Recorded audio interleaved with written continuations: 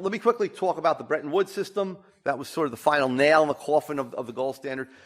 Suffice it to say that the system that followed after the 1930s, so we had a chaotic system of fluctuating national fiat currencies, and people each tried to make their currencies cheaper so that their goods would be cheaper, and they could sort of offload their unemployment by selling more exports onto their neighbor. It was called beggar thy neighbor policy.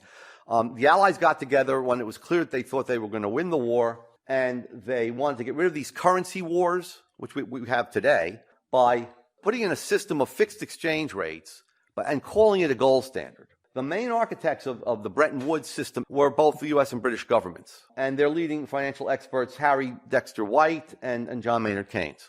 Both of them wanted a world currency. I mean, ultimately, they both wanted a world currency. White named his, in grandiose way, the Unita, to unite the whole world. And Keynes, trying to be clever, called his Bancor, which is bank gold. Core is the root for gold in Greek. But in any case, they wanted to replace gold. What about the Bretton Woods system?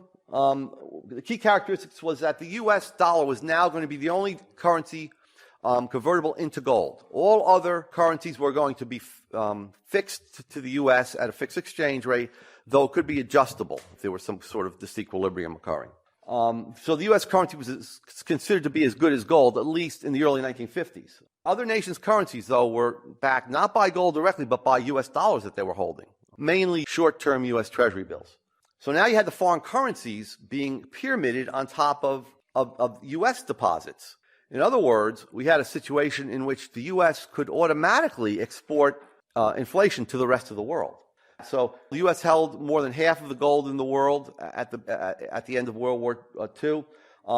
So Fed notes and deposits were then pyramided on top of the gold. And then you had the commercial bank deposits, because they held the Fed notes as backing as well as the reserves at the Fed. And then the foreign currency and commercial bank deposits were, in a sense, pyramided on top of commercial bank deposits here in the U.S., but they exchanged those deposits for interest-bearing government bonds. But as U.S. deposits increased, more money flowed abroad because U.S. prices began to go up. We continually increased the money supply during the 1960s, both to fight the Vietnam War, but at the same time to implement President Johnson's Great Society programs.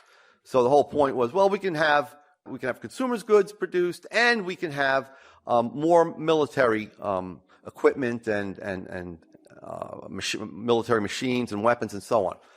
Well, how do we do that? I mean, the economy's of a given size. How did consumers not suffer, U.S. consumers, while, on the other hand, the military industries were expanding? Very simply, we forced or fraudulently caused the Europeans to pay for it. Because what did we do? What we did is we sent them paper, which they then took. They took the U.S. dollars, the exported to the U.S., sold them to their central banks, who then bought them by creating their own marks and francs and pounds.